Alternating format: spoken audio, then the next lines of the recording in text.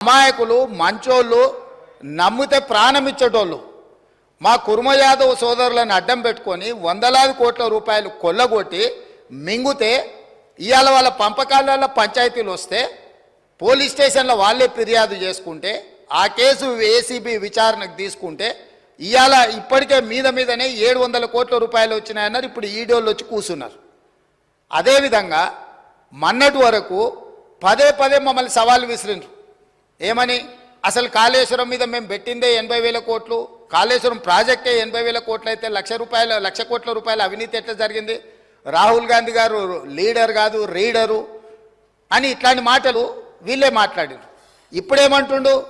ఇప్పటి వరకు మేము 94,000 కోట్ల రూపాయలు కాళేశ్వరం ఖర్చు పెట్టినామంటున్నాడు. నిన్నటికి నిన్న పోయి చూసిర్రు ఎట్లా కూలిందో, ఇంకేమైనా మిగిలిందా లేదా అని. ఇవాళ ఇన్ని తప్పిదాలు చేసి ఉన్నాయని నమ్మి రంగారెడ్డి జిల్లాలో తమ రంగారెడ్డి